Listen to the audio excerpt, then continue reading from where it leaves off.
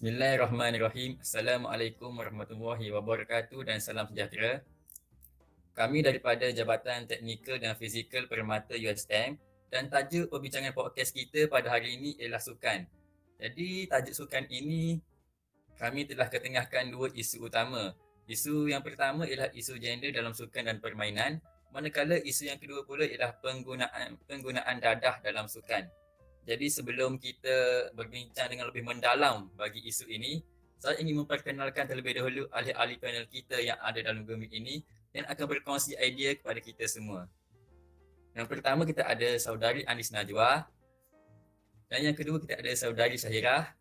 Hai. Hai. Dan yang kedua kita ada saudari Maria Syamila. Hai. Hai. Dan yang ketiga kita ada saudara Haikal Azri. Hai. Hai. Dan yang keempat kita ada saudari Nuri Syafiqah. Hai. Dan yang terakhir kita ada saudara Muhammad Zul Syazwan. Hai. Hai. Jadi saya akan teruskan perbincangan kita pada hari ini kepada panel kita yang pertama. Kita akan bincangkan berkenaan dengan isu gender dalam sukan dan permainan. Jadi tanpa membuang masa, saya persilakan saudari Nur Syahirah untuk mengemukakan pendapat mengenai isu ini. Saya mempersilakan. Okey, baik. Terima kasih ketua kita iaitu saudara Izzat. Okey, baik, untuk permulaan ni saya nak bincang pasal isu gender dalam sukan kang. Okey, sebelum ni Syed Shadiq iaitu kita punya mantan Menteri Belia dan Sukan kita pernah kata yang sukan ni adalah untuk semua. Iaitu sport for all, tapi kebanyakannya kita boleh nampak yang yang boleh nampak yang sukan ni banyak didominasi oleh kaum lelaki ke nak kebok. Tapi gitulah, kiranya nak nampak orang puang tu ada, orang kaum wanita tu ada, tapi kurang dia punya penglibatan tu. Okay, contoh kan macam kita tengok kita tengok pasukan bola sepak. Okey, memang kita tahu yang pasukan bola sepak ni memang terkenal dengan pasukan lelaki, bukannya pasukan wanita. Okey, tapi pada tahun 2013 masa sukan SEA Myanmar, pasukan futsal wanita Malaysia ada menang pingat gangsa, dan pada tahun 2015 diorang juga ada menang diorang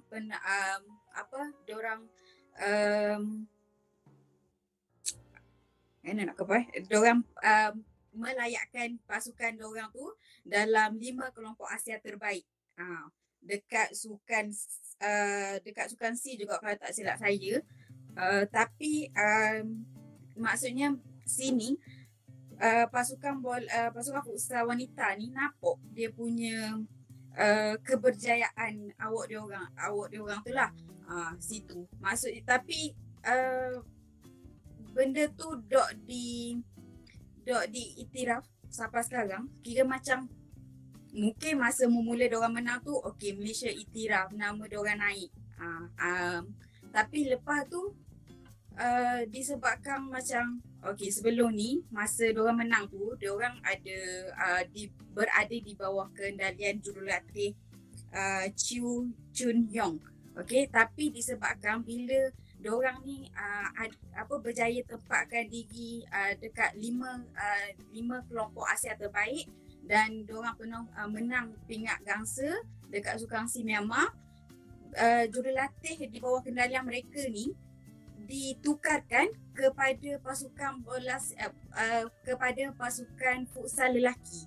Dan bila jurulatih ni ditukarkan kepada bila jurulatih ni dibawa ke pasukan futsal lelaki, pasukan futsal lelaki ni berjaya menang pingat perak. Nampak tak situ? Maksudnya teknik kejurulatihan yang diberikan oleh jurulatih Chiu Chun Yong ni bawa kesan yang positif. Maksudnya bawa kesan yang baik untuk pasukan wanita, tapi disebabkan oleh jurulatih ni telah ditukarkan kepada pasukan bola futsal tim pasukan lelaki. Kira macam tim futsal wanita ni kira merundum jatuh. Kita tak ada dengar gapa-gapa dah. Gitu. Cukup. Boleh. Jadi itu sahaja daripada saudari Syahirah. Perkongsian bagi saya perkongsian sangat menarik, penuh dengan kajian dan fakta sampai kesukaan C di bawah kita pada hari ini. Jadi kita teruskan, itu kita tengok daripada side wanita bagi pandangan. Kita tengok side lelaki pula, apa pandangan awak berkenaan dengan isu gender ini. Kita persilakan saudara Haikal untuk bagi pandangan.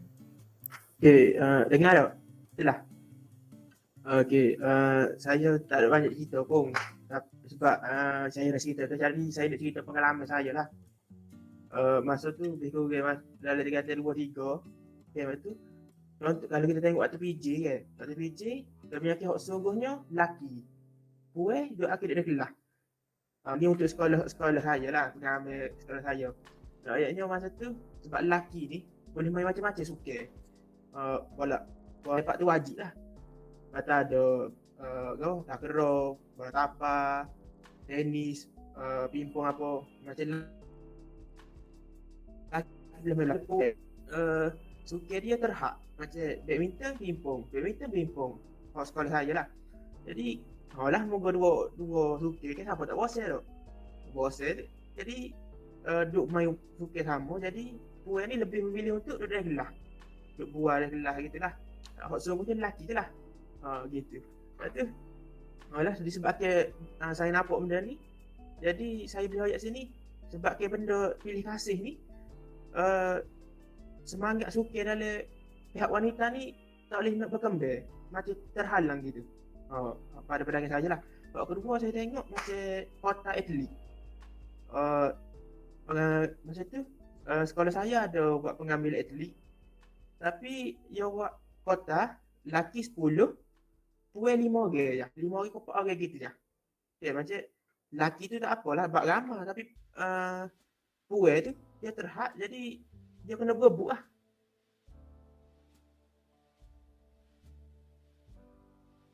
Jadi saya dapat. Jadi dia terpaksa meluputkan lah perkara tu. Nak dapat pula kena tunggu terpai pula. Dah gila dulu semangat tu. Naiknya. Jadi saya rasa isu gender ni sepatutnya tak perlu pun ada dalam suka kita ni. Sebabnya sadik ayat dia kan suka untuk semua kan. Sebab kita tengoklah ada kan suka OKU. Jadi kita perlulah ada tak ada diskriminasi lah lelaki puan ni. Kerana semua kena ada. Itu je lah pendapat saya berdasarkan pengalaman. Okay, terima kasih. Okey, terima kasih saudara Haikal. Jawapan yang sangat orang kata logik lah. Saya pun, sekolah saya pun gitu juga dulu. Jadi kalau kita tengok isu gender ni majoritinya isu gender dalam sukan ni majoriti lelaki lah main sukan. Perempuan ni dia bukan duk main tapi dominannya lelaki kalau tengok majoriti kat sekolah ke, dalam TV ke atau mana-mana. Jadi kalau kita tengok kejayaan wanita dalam sukan juga kurang berbanding dengan lelaki. Kita tengok sukan utama kita bola sepak. Wanita mana ada bising sangat kalau menang Piala Dunia ke, menang benda-benda senyap je. Lelaki kalau menang ni bising satu dunia. Jadi wanita ni dia agak terkebelakangkan sedikit berdasarkan sukan ni. Jadi itu sahajalah kita bahas pasal isu gender. Kita pergi kepada isu yang seterusnya, iaitu penggunaan dadah dalam sukan. Jadi saya mempersilakan saudari Maria Syamila untuk mengemukakan pendapat dan hujah berkenaan dengan isu ini. Saya mempersilakan. Terima kasih saudari Izzat. Saya akan menghuraikan maksud dadah dan juga tujuan penggunaan dadah ni dalam sukan. Penggunaan dadah ni dalam sukan tidak asing lagi, terutamanya kat negara kita. Dadah ni merupakan satu bahan selain daripada makanan yang diambil oleh atlet di mana akan menyebabkan berlaku perubahan dalam badan. Terdapat beberapa tujuan seseorang individu tu mengambil dadah. Antaranya yang pertama untuk meningkatkan prestasi dia sendiri secara langsung ataupun tidak langsung. Yang kedua, dadah ni digunakan untuk melindungi kecederaan fizikal yang dialami oleh mereka semasa bersukan. Dan yang ketiga, dia juga digunakan untuk mengawal tekanan perasaan semasa bertanding. Antara contoh-contoh dadah yang sering digunakan dalam sukan adalah stimulan dengan narkotik. Seperti yang kita tahu, perkataan doping sering berkait rapat dengan penggunaan dadah. Dalam sukan ni, doping ni merupakan penggunaan dadah atau ubat yang diharamkan untuk digunakan dalam sukan. Doping ini digunakan sebagai suplemen tambahan oleh atlet-atlet negara ataupun atlet-atlet yang lain dengan tujuan untuk meningkatkan prestasi dan stamina mereka dalam sukan. Isu penggunaan dadah ni kita boleh tengok macam dalam berita TV3 semalam berkaitan dengan 2 orang atlet angkat berat negara, iaitu tak silap saya Muhammad Azroy dengan Muhammad Ikram yang terlibat dalam penggunaan bahan yang terlarang dan telah digantung selama 4 tahun.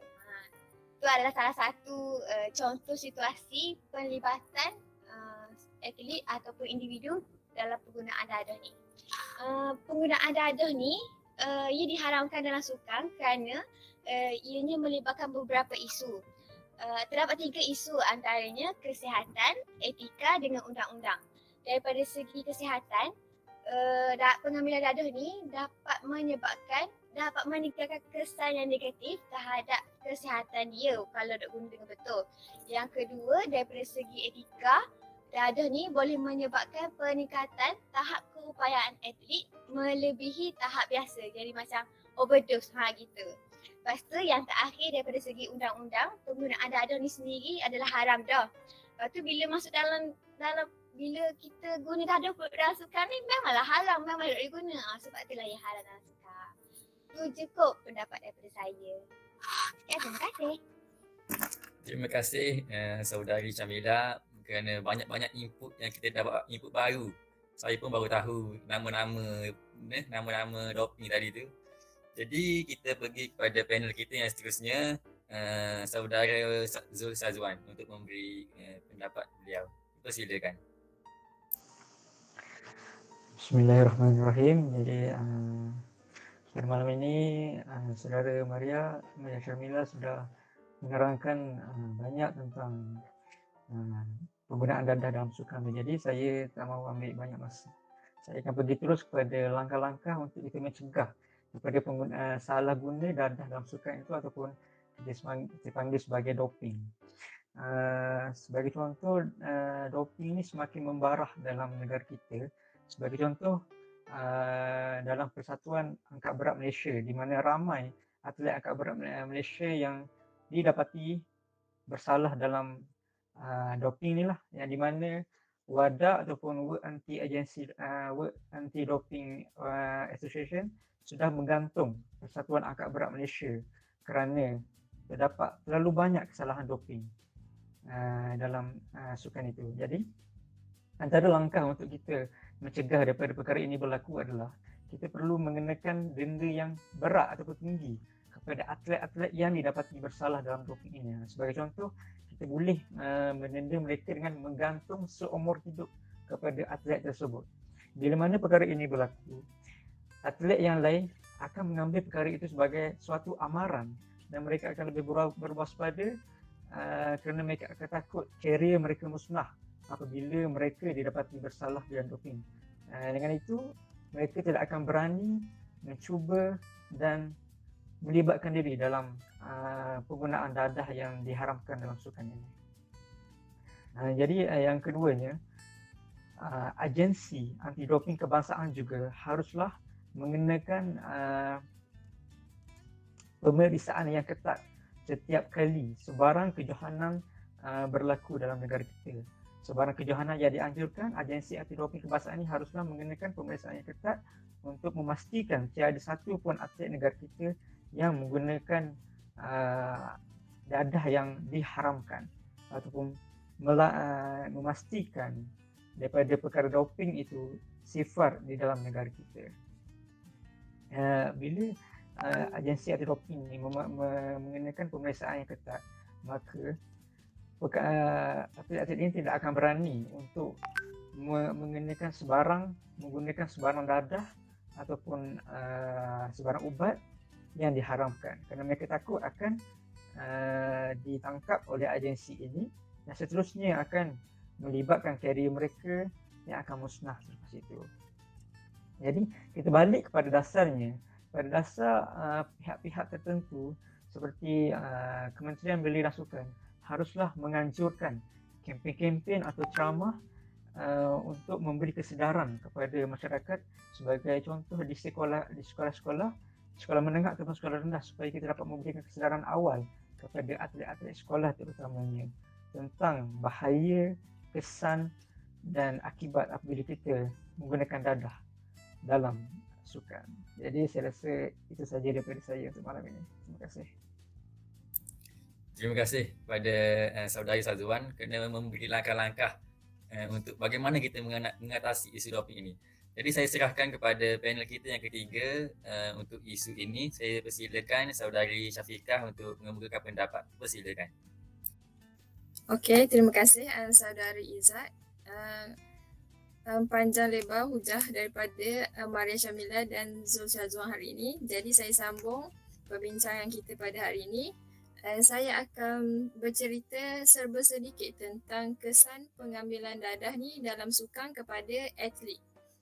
Jadi kebanyakan dadah yang diambil oleh atlet ni adalah dadah yang jenis perangsang. Jadi dadah ini dia akan membawa kesan yang negatif kepada kesihatan setiap atlet itu. Dadah ni dia banyak jenis. Jadi hari ni saya dok cerita belaka lah. Saya cerita 4 jenis dadah je. Iaitu kokain, yang kedua amfetamin, yang ketiga anabolic steroid dan yang keempat beta blockers. Nama ni memang pelik, memang saya tak pernah dengar kot. Okey, saya cerita kesan bila atlet tu dia ambil dadah jenis kokain. Dadah jenis kokain ni dia akan menyebabkan atlet tu mengalami sakit dada, sesak nafas dengan pendarahan dalam paru-paru. Lepas tu dadah jenis kokain ni dia akan mengurangkan deria rasa sakit atlet tu. Macam contohlah atlet tu dia macam berlatih dokang hari-hari, lepas tu tiba-tiba seliuh ke gana ke, bila ambil kokain tu rasa sakit yang dia alami tu dia akan rasa kurang. Yang kedua dadah jenis amfetamin. Dadah jenis amfetamin ni dia akan menyebabkan atlet tu sakit kepala, sakit dada, lepas tu motor, lepas tu dia akan kejang otot perut. Otot perut dia akan kejang. Yang teruk sekali dia akan jadi sawang. Lepas tu dadah jenis amfetamin ni dia boleh juga dia boleh merosakkan sistem saraf seseorang atlet tu. Yang ketiga dadah jenis anabolic steroid. Anabolic steroid ni dia boleh menyebabkan seorang atlet tu mengalami sakit jantung, mengalami tekanan darah tinggi dan mengalami penyakit hati serta kanser. Jadi atlet yang mengambil dadah jenis anabolic steroid ni menyebabkan atlet tu dia jadi lebih agresif dan dia membuat tindakan di luar jangkaan.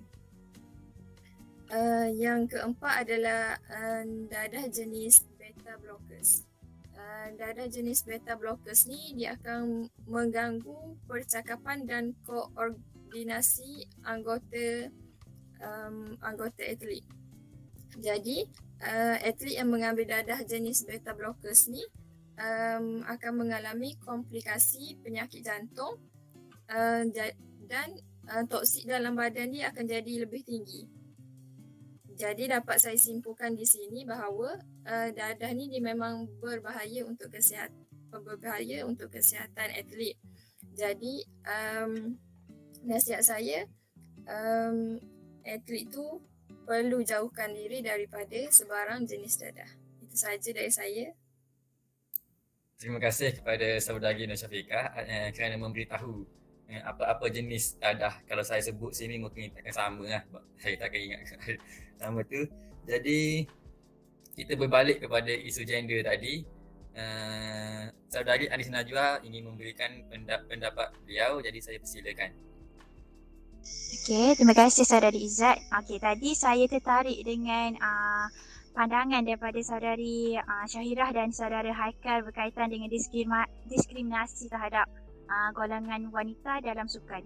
Contohlah yang macam saudara Syahirah bagi tahu tadi pasal pasukan futsal wanita negara yang supposedly di bawah jurulatih Chiu Chui, pasukan wanita kita berjaya ke kelompok 5 terbaik, tapi disebabkan jurulatih kita untuk pasukan wanita tu ditukarkan kepada pasukan lelaki, jadi pasukan futsal wanita tak dapat sebarang pingat pun semasa sukan SEA 2017. Jadi disebabkan benda diskriminasi terhadap wanita ni sebenarnya akan buatkan perempuan wanita lah akan rasa down, akan rasa tak ada harapan pun untuk diorang terus bangkit ke, terus pertahankan pingat untuk negara ke apa kan. Contoh sama juga yang macam nama-nama tersohor, atlet-atlet tersohor. Contoh macam Zaidatul Hasniah. Ada orang kenal tak? Kenal tak? Ada siapa-siapa kenal? Tak ada kan? Okey. Macam Nordiana. Ada siapa-siapa pernah ingat tak nama Nordiana ni? Okey, tak ada. Sebenarnya Zaidatul Hasniah ni ialah atlet pecut negara. Sama juga Nordiana ialah penggusti berhijab pertama negara kita.